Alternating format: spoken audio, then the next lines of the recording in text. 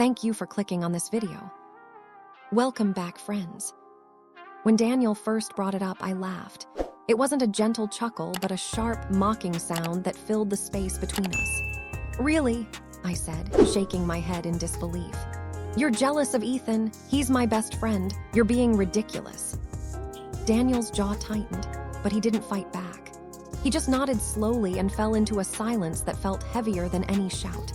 I remember telling my sister later, Daniel's so insecure. He thinks Ethan is a threat. She agreed, and that validation was all I needed to dismiss my husband's feelings entirely. Ethan had been my rock since college. He was there through breakups and bad jobs, the one person I could always be myself with. But I refused to see how it looked from the outside. I replied to Ethan's constant texts instantly, even during dinner with Daniel. I'd laugh at his jokes while my husband sat across the table, watching me. We had inside jokes, lingering hugs, and conversations that died the moment Daniel entered the room. I told myself it was harmless, but a quiet, shameful part of me knew it wasn't. Weeks later, Daniel tried again. Sophie, he said, his voice steady but strained, I need you to understand how this feels. It's like you're sharing parts of yourself with Ethan that should belong to us, to me. I rolled my eyes, my annoyance flaring. You're overreacting. He's just a friend. Stop trying to control who I talk to. That was the moment I saw it, a shift in his eyes, a quiet, final decision being made.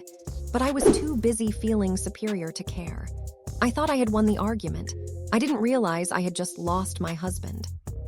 Over the next month, Daniel changed. He didn't get angry or dramatic. He just retreated.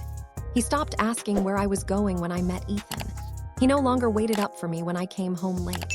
The man who once noticed the smallest details of my day became a distant, detached stranger. At first, I mistook his silence for progress. But it wasn't relief I felt, it was a chilling emptiness. So I leaned harder into my friendship with Ethan, almost out of spite. If Daniel didn't care, then fine. I laughed louder at Ethan's jokes, stayed out later, shared more secrets.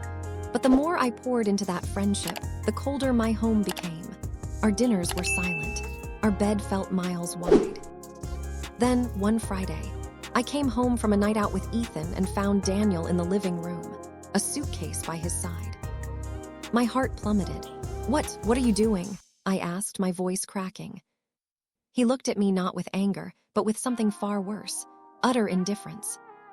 I can't do this anymore, Sophie, he said, his voice even. I warned you. I told you how it made me feel and you mocked me. I won't beg for respect in my own marriage. I froze. You're leaving me over Ethan. Are you serious?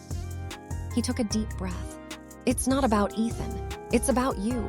You chose to make me the outsider in my own marriage, and I'm done. The floor seemed to vanish beneath me. I had always believed, in some unshakable part of my soul, that Daniel would never leave, that he would always be there. Daniel, please don't do this. I stumbled toward him, panic clawing at my throat. Ethan is just a friend. I was wrong to make fun of you. I didn't mean it. But Daniel just shook his head. You don't get it, Sophie. You didn't just make fun of me. You dismissed me. You dismissed my feelings like they were worthless. You laughed while I was drowning. His words landed like physical blows, each one a brutal truth I could no longer escape. For the first time, I saw myself through his eyes. The eye rolls, the sarcastic laughs, the countless times I chose Ethan's validation over my husband's trust. This wasn't about jealousy. It was about betrayal, an emotional one, deep and cutting. I tried to grab his hand, my words laced with a desperation I'd never felt before. We can fix this. Please, I'll stop seeing Ethan. I'll do anything. But Daniel pulled his hand away gently, like I was a stranger. I gave you years, Sophie, he said softly. And I begged you to see me, but you never did. You only saw a jealous husband to mock. Now I finally see myself, and I see that I deserve better. With that, he picked up his suitcase and walked out. The silence he left behind was suffocating. I sank onto the couch, replaying every cruel laugh, every sarcastic jab, every time I made him feel small instead of safe. My phone lit up on the coffee table, a text from Ethan. For the first time, I felt nothing. His attention was a hollow consolation for the profound love I had carelessly destroyed. I thought Daniel would always be there, no matter how much I pushed. But I was wrong. My mocking had carved a canyon between us, and when he finally crossed it, he didn't look back.